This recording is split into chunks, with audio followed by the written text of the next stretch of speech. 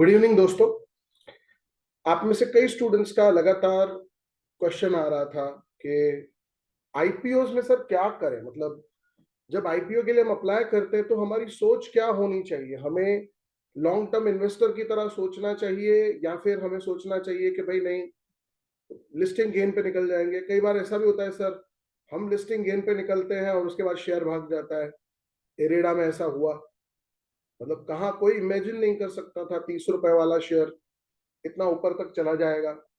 दूसरी तरफ अगर लिस्टिंग गेन पे नहीं निकले हैं तो बुरी तरह से फंस गए हैं, चाहे वो टाटा टेक्नोलॉजीज हो, चाहे सुरक्षा डायग्नोस्टिक्स हो।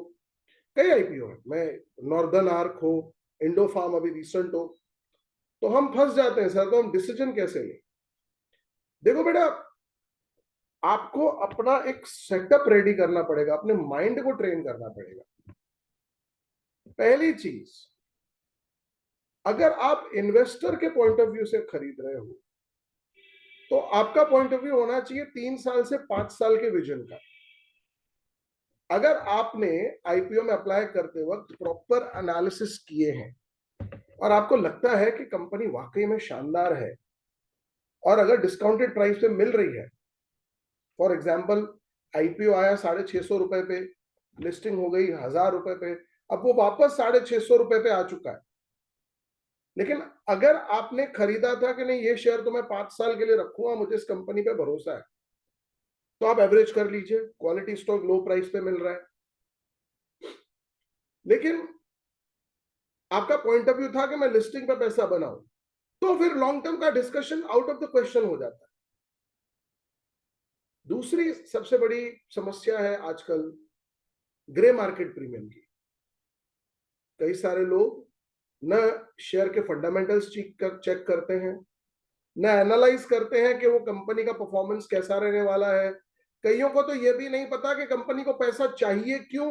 ये शेयर जो आईपीओ आ रहा है, उससे मिलने वाले पैसे का कंपनी करेगी क्या, आपको नहीं पता। कईयों को यह भी नहीं पता होता कि कंपनी के जो प्रमोटर्स हैं उनका बैकग्राउंड क्या है, कहीं वो फ्रॉडिये तो नहीं है, कहीं उनके ऊपर कुछ क्रिमिनल केसेस तो नहीं चल रहे, कहीं उनका ट्रैक रिकॉर्ड खराब तो नहीं है। हम सिर्फ ग्रे मार्केट प्रीमियम को एक पैरामीटर समझ लेते हैं कि चलो ग्रे मार्केट प्रीमियम के हिसाब से हम आईपीओ में पैसा लगाते हैं और हम सोच लेते हैं कंपनी मजबूत होगी। देखिए, ग्रे मार्केट प्रीमियम एक स्पेक्यूलेशन है, साधारण भाषा में कहूं तो एक सट्टा है। लोगों को लगता है कि इसकी डिमांड है, वो पागलों की तरह जीएमपी डिक्लेयर कर देते हैं। कई बार ऐसा भी होता है जीएमपी बहुत ज्यादा होती है, शेयर उतनी जीएमपी पे लिस्ट ही नहीं होता। कई बार ऐसा भी होता है कि ग्रे मार्केट प्रीमियम बहुत कम था, शेयर ऊपर लिस्ट हो गया। दिस हैपेंड विद स्विगी, आप सबको याद होगा। स्विगी में ग्रे मार्केट प्रीमियम 0 था, लेकिन स्विगी अच्छे प्राइस पे लिस्ट हुआ। मैं हमेशा आपको कहता हूं बेटा, कभी भी किसी भी आईपीओ में अप्लाई करने से पहले हमेशा ये चेक करो कि वो आईपीओ का पर्पस क्या है, उसके प्रमोटर्स का बैकग्राउंड क्या है। एक बार अच्छे से आईपीओ एनालिसिस कर लो, फिर पैसे लगाओ। मैं आज आप लोगों के साथ एक इंटरेस्टिंग डेटा शेयर कर रहा हूं और ये आपके बहुत काम का है बेटा।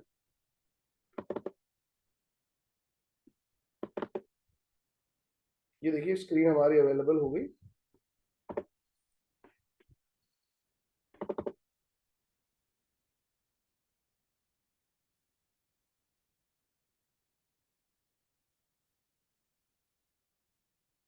मैंने कुछ कंपनियों का डेटा निकाला है आपके लिए। ये वो कंपनियां हैं बेटा जो अपने आईपीओ प्राइस से भी नीचे चल रही है, और इसमें कई सारी रिसेंट कंपनियां भी। आप देखिए, लैंडमार्क इमिग्रेशन 23 जनवरी को ही लिस्ट हुआ है, आज 25 तारीख है, 2 दिन पहले। वो 1% डाउन है आईपीओ प्राइस से, ये उसकी आईपीओ प्राइस थी। डेविनसन्स रिटेल 55 रुपए का 32 रुपए पे चल रहा है, 40% डाउन है। इंडो फार्म इक्विपमेंट 7 जनवरी की लिस्टिंग थी, 215 रुपए आईपीओ प्राइस थी, अभी 195 पे चल रहा है।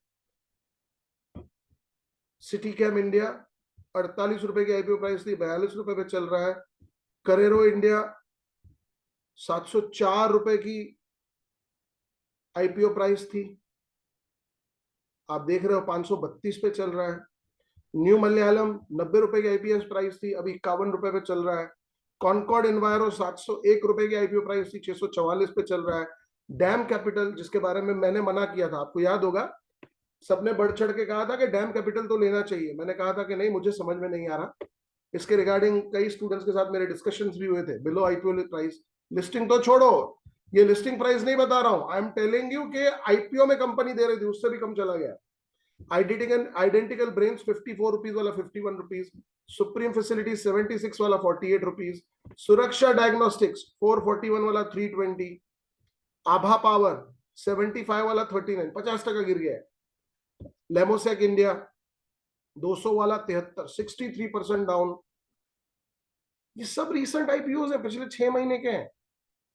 Acme solar, Usha financial, Godavari bio refineries, Deepak builders, premium plast, Hyundai motors, Khyati, Neapolitan pizza, paramount dyeing, Shubham papers, Divyadhan, और ये एक दो कंपनियां नहीं है।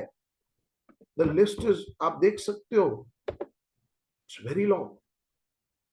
ये वो शेयर्स हैं जो आईपीओ प्राइस से भी नीचे चले गए हैं। तो आपको अपना व्यू क्लियर करना पड़ेगा। आप आईपीओ में लॉन्ग टर्म के लिए पैसा नहीं लगा रहे। आपने अगर सोच रखा है मैं लिस्टिंग गेन पे निकलूंगा, सपोज लिस्टिंग 1% डाउन हुई है, तो बैठ मत जाओ। आपका जो व्यू था वो पहले से क्लियर था, जो भी लिस्टिंग प्राइस होगी मैं उस पर बेच दूंगा। अगर आपने उस दिन नहीं बेचा ना बेटा, तो आप फंसोगे और बुरा फंसोगे। मैं आपको एक एग्जांपल देता हूं तो आपको आइडिया आएगा।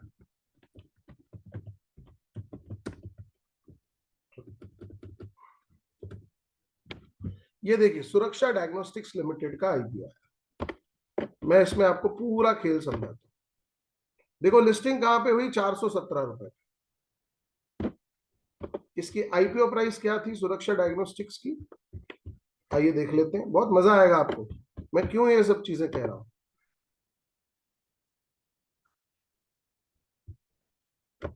ये देखिए 441 रुपए की आईपीओ प्राइस थी। अब लिस्ट होता है ये शेयर 417 रुपए। ये मुझे उसी दिन एक स्टूडेंट ने फोन किया था कि सर 441 में खरीदा था, 417 में लिस्ट हो रहा है, मैं क्या करूं। मैंने उसी टाइम उनको कहा था बेच दो, क्योंकि आपका पर्पस क्या था, आपका पर्पस था कि भाई मुझे आईपीओ की लिस्टिंग गेन के लिए लगाना है, तो चलो हर बार थोड़ी गेन मिलेगा। कई सारे लोगों ने आईपीओ को नोट छापने की मशीन समझ रखा है, तो फिर आप नुकसान करेंगे।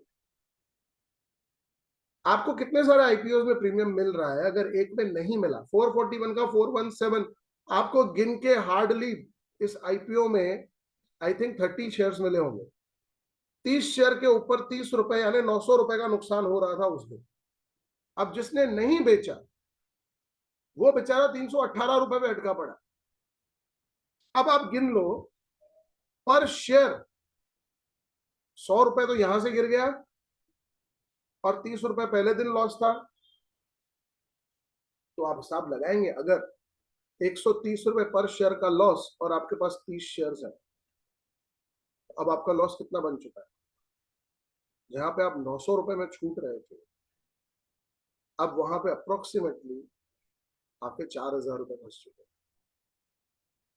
मैं इसीलिए कह रहा हूं बेटा, अगर आपका व्यू ऐसा है कि आपको लॉन्ग टर्म लेना है, that's a different thing all together. और कोई अगर आईपीओ नहीं लगता तो लिस्टिंग के दिन पागलों की तरह कूद मत पड़ो खरीदने के लिए। कई आईपीओ, अब देखिए नॉर्दर्न आर्क सुपर्ब कंपनी है, शानदार कंपनी है, इसका डिक्लाइन देखोगे ना तो कलेजा मुंह में आ जाएगा, हार्ट बीट बढ़ जाएगी। ये देखो इसकी लिस्टिंग प्राइस क्या है, 323 रुपए, वहां से कहां पहुंचा है 198 रुपए। सुपर आईपीओ है ये, बुरी कंपनी नहीं है। अकुम्स ड्रग्स शानदार कंपनी है,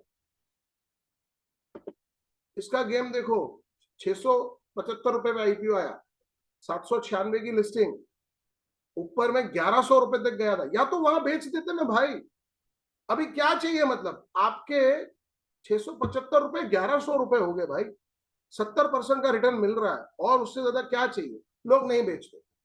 अब उनका जब आईपीओ प्राइस के भी नीचे चला जाता है तो फोन करते हैं, परेशान हो रहे हैं, अरे भाई फंडामेंटली स्ट्रॉन्ग कंपनी है, या तो रुक जाओ, अब आप फंस चुके हो। या फिर मेरा सजेशन मानिए, एक बार किसी भी आईपीओ में अप्लाई करने से पहले उसका प्रॉपर आईपीओ एनालिसिस करिए, जीएमपी के पीछे मत भागिए। बाजार एक दिन 300 पॉइंट गिरेगा, सारे शेयर्स का जीएमपी उड़ जाएगा। बाजार एक दिन 300 पॉइंट बढ़ेगा, सारे शेयर्स का जीएमपी वापस आ जाएगा। तो आईपीओ में इन्वेस्ट करते वक्त इस चीज का खास ध्यान रखें कि जब भी आप लगा रहे हैं प्रॉपर एनालिसिस करें, और उसके बाद अगर आपका पर्पज है लिस्टिंग गेन्स, तो लिस्टिंग गेन्स लिस्टिंग के दिन ही मिलते हैं। उस दिन जो हुआ बेचो और निकलो, रुको मत। मेरी बात याद रखना, हर शेयर इरेडा नहीं है, हर शेयर प्रोटीन ईगव नहीं है, तो हर शेयर ऐसा, हर शेयर मिसेस बेक्टर फूड्स नहीं है जो 300 वाला शेयर 1300 1700 1800 2000 तक चला जाएगा। मेरी बात सिंपल है और क्लियर है बेटा, अगर आप आईपीओ में पैसा लगा रहे हो तो व्यू क्लियर रखो। अगर लॉन्ग टर्म व्यू है तो बाजार में अगर वो सस्ती कीमत में मिल रहा है तो उसको एवरेज करो। अगर व्यू सिर्फ लिस्टिंग गेन्स का है और उस दिन लिस्टिंग गेन नहीं हो रहा तो भी निकलो, हाथ छोड़ो, रुकना मत, क्योंकि ये ट्रेंड दिख रहा है। अब ज्यादातर कंपनियां, 100 में से 96% कंपनीज अपने लिस्टिंग डे के प्राइस को होल्ड नहीं कर पाती, फिर वहां से गिरती चली जाती हैं। ये देखिए, ये टाटा टेक्नोलॉजी, कौन विश्वास करेगा बेटा? आईपीओ प्राइस कितनी थी इसकी? 600 रुपए, 1144, कहां पहुंच गई चीज? आज 700 रुपए का हो चुका है शेयर। टाटा ग्रुप की कंपनी कभी उठाई नहीं, लोगों का पैसा बढ़ा ही नहीं। ऐसे ढेरों एग्जाम्पल्स हैं। बजाज हाउसिंग, इसमें आप में से कई सारे लोगों ने अप्लाई करा हुआ है, देख लो। 165 की लिस्टिंग 181 का है, समझो किसी ने लिस्टिंग पे 165 पे बेच दिया, 181 उसको नहीं मिला, लेकिन उस इंसान को अभी अगर वो देखेगा तो हैप्पी है, क्योंकि 34% ऊपर से गिर चुका है शेयर।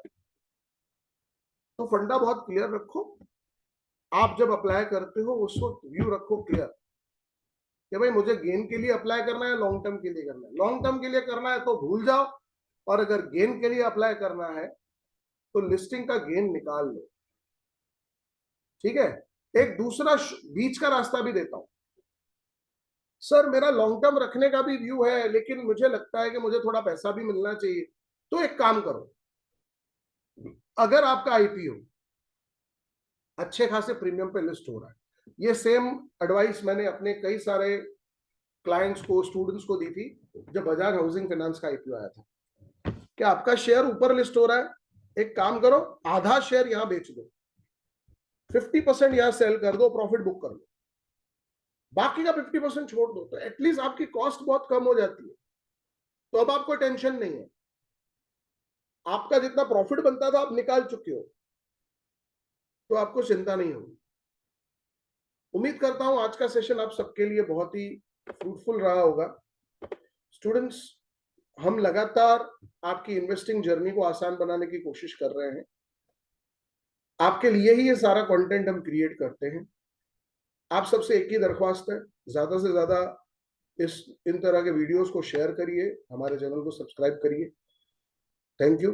मिलेंगे अब अगले वीडियो में, जहां पे आपके लिए कुछ और इंटरेस्टिंग बना के लाएंगे। Thank you.